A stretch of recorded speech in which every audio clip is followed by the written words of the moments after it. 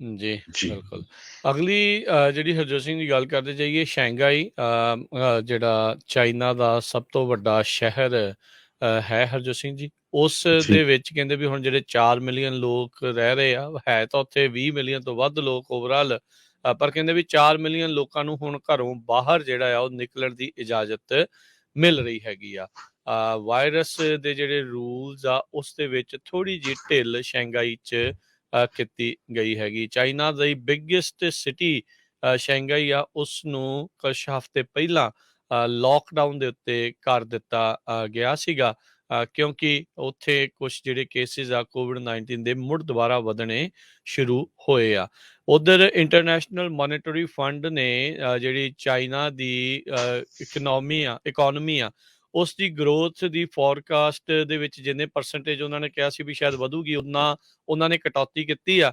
ਤੇ ਗਲੋਬਲ ਜਿਹੜੇ industrial goods ਦੀ ਕਹਿੰਦੇ ਆ ਵੀ ਡਿਸਰਪਟ ਹੋ ਜੂਗੀ, ਤੇ ਨਾਲ ਦੇ ਨਾਲ ਚਾਈਨਾ ਦੀ ਇਕੋਨਮੀ ਵੀ। ਉਸ ਤੋਂ ਬਾਅਦ ਦੇ ਵਿੱਚ ਇਹਨਾਂ ਨੇ ਹੁਣ ਸ਼ੰਘਾਈ 'ਚ ਥੋੜ੍ਹੀ ਢਿੱਲ ਦਿੱਤੀ ਹੈਗੀ ਆ। ਸੋ ਕਹਿੰਦੇ ਵੀ 12 ਮਿਲੀਅਨ ਲੋਕ 25 ਮਿਲੀਅਨ ਦੇ ਵਿੱਚੋਂ ਉਹਨਾਂ ਨੂੰ ਘਰੋਂ ਬਾਹਰ ਨਿਕਲਣ ਦਾ ਥੋੜ੍ਹਾ ਮੌਕਾ ਜਿਹੜਾ ਉਹ ਮਿਲਿਆ ਸੀ। ਇੱਕ ਹਿਸਾਬ ਦੇ ਨਾਲ 'ਚ ਆਪਣੇ ਵੱਲੋਂ ਘਰੇ ਰਹਿੰਦੇ ਹੋਏ ਵੀ ਜੇਲ੍ਹ ਵਰਗੀਆਂ ਸਥਿਤੀਆਂ ਦੇ ਵਿੱਚ ਲੋਕਾਂ ਨੂੰ ਉੱਥੇ ਰਹਿਣਾ ਪੈ ਰਿਹਾ ਸੀਗਾ। ਸੋ ਇਹ ਇੱਥੇ ਕਾਫੀ ਵੱਡਾ ਜਿਹੜਾ ਹਰਜੋਤ ਸਿੰਘ ਜੀ ਪ੍ਰੋਬਲਮ ਆ ਉਹ ਲੋਕਾਂ ਨੂੰ ਸਾਹਮਣਾ ਕਰਨਾ ਪੈ ਰਿਹਾ ਹੈਗਾ। ਪਹਿਲਾਂ ਸੋਚ ਰਹੇ ਸੀਗੇ IMF ਵਾਲੇ ਵੀ 4.8% ਜਿਹੜੀ ਉਹ ਵਧੂਗੀ, ਚਾਈਨਾ ਦੀ ਜਿਹੜੀ ਇਕੋਨਮੀ ਦੀ ਗਰੋਥ ਉਹਨਾਂ ਨੇ ਘਟਾ ਕੇ 4.4% ਕਰ ਦਿੱਤੀ ਹੈਗੀ ਆ। ਸੋ ਪਿਛਲੇ ਸਾਲ ਦੇ ਮੁਕਾਬਲੇ ਜਿਹੜੀ ਕਿ 8.1% ਸੋਚ ਰਹੇ ਸੀ, ਉਹਦੇ ਨਾਲੋਂ ਇਹ ਕਾਫੀ ਘੱਟ ਆ।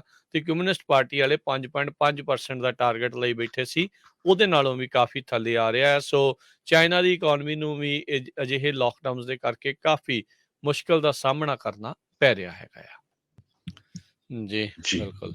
ਅਗਲੀ ਜਿਹੜੀ ਹਰਜੋਤ ਸਿੰਘ ਦੀ ਗੱਲ ਕਰਦੇ ਜਾਈਏ ਸ਼ੰਘਾਈ ਜਿਹੜਾ ਚਾਈਨਾ ਦਾ ਸਭ ਤੋਂ ਵੱਡਾ ਸ਼ਹਿਰ ਹੈ ਹਰਜੋਤ ਸਿੰਘ ਜੀ। ਉਸ ਜੀ, ਦੇ ਵਿੱਚ ਕਹਿੰਦੇ ਵੀ ਹੁਣ ਜਿਹੜੇ 4 ਮਿਲੀਅਨ ਲੋਕ ਰਹਿ ਰਹੇ ਆ, ਹੈ ਤਾਂ ਉੱਥੇ 20 ਮਿਲੀਅਨ ਤੋਂ ਵੱਧ ਲੋਕ ਓਵਰਆਲ, ਪਰ ਕਹਿੰਦੇ ਵੀ 4 ਮਿਲੀਅਨ ਲੋਕਾਂ ਨੂੰ ਹੁਣ ਘਰੋਂ ਬਾਹਰ ਜਿਹੜਾ ਆ ਉਹ ਨਿਕਲਣ ਦੀ ਇਜਾਜ਼ਤ ਮਿਲ ਰਹੀ ਹੈਗੀ ਆ।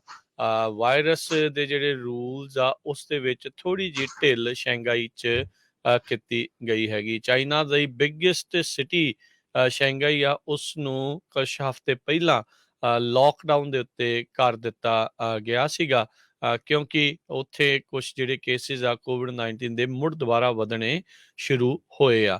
ਉੱਧਰ ਇੰਟਰਨੈਸ਼ਨਲ ਮੋਨੇਟਰੀ ਫੰਡ ਨੇ ਜਿਹੜੀ ਚਾਈਨਾ ਦੀ ਇਕੋਨਮੀ ਆ ਉਸ ਦੀ ਗਰੋਥ ਦੀ ਫੋਰਕਾਸਟ ਦੇ ਵਿੱਚ ਜਿੰਨੇ ਪਰਸੈਂਟੇਜ ਉਹਨਾਂ ਨੇ ਕਿਹਾ ਸੀ ਵੀ ਸ਼ਾਇਦ ਵਧੂਗੀ, ਉਨਾ ਉਹਨਾਂ ਨੇ ਕਟੌਤੀ ਕੀਤੀ ਆ।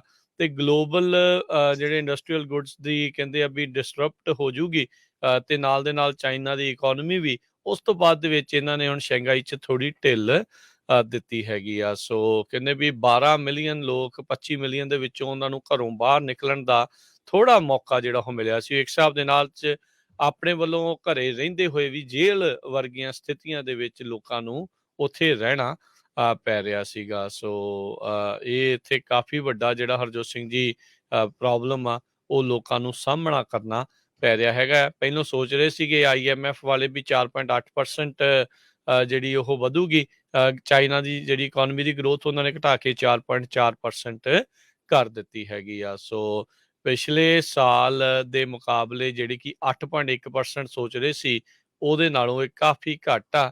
ਤੇ ਕਮਿਊਨਿਸਟ ਪਾਰਟੀ ਵਾਲੇ 5.5% ਦਾ ਟਾਰਗੇਟ ਲਈ ਬੈਠੇ ਸੀ, ਉਹਦੇ ਨਾਲੋਂ ਵੀ ਕਾਫੀ ਥੱਲੇ ਆ ਰਿਹਾ ਹੈ। ਸੋ ਚਾਈਨਾ ਦੀ ਇਕੋਨਮੀ ਨੂੰ ਵੀ ਅਜਿਹੇ ਲੋਕਡਾਊਨਸ ਦੇ ਕਰਕੇ ਕਾਫੀ ਮੁਸ਼ਕਲ ਦਾ ਸਾਹਮਣਾ ਕਰਨਾ ਪੈ ਰਿਹਾ ਹੈਗਾ ਆ।